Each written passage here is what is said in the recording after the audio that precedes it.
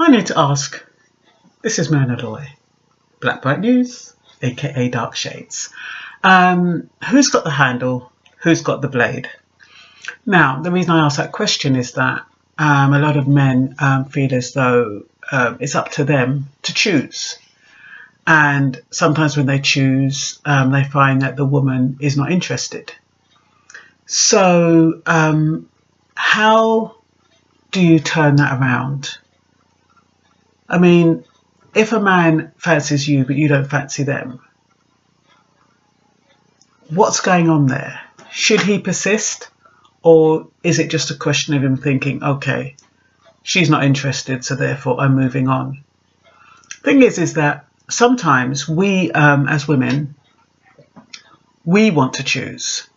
We don't want somebody to choose us. We've been chosen all our lives.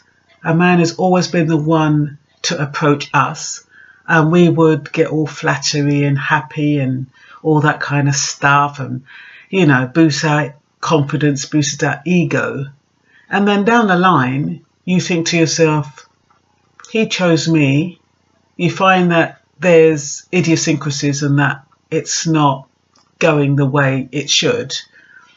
And when you really check it, you didn't really have a say.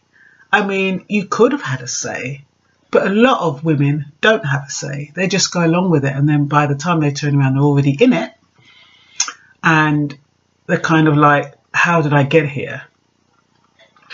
It is important as women, without being nasty or cruel, to have a say in who approaches you and where you take a particular relationship.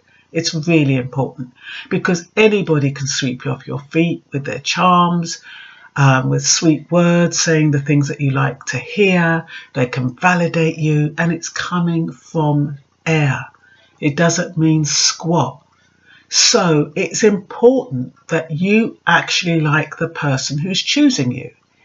If you like the person who's choosing you, you're more likely to compromise, you're more likely to engage, you're more likely to persevere, and all of those things that it takes to make a relationship work.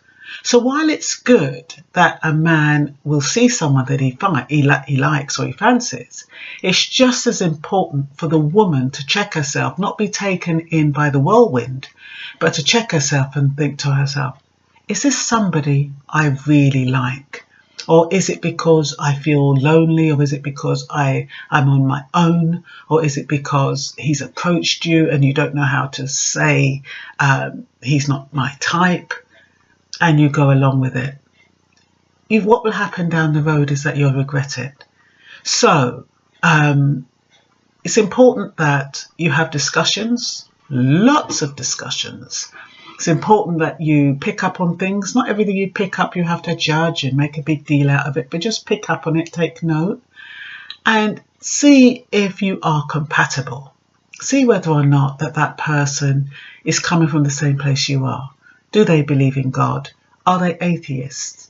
Do they like work, or do they shun work? What are their relationships like with their family?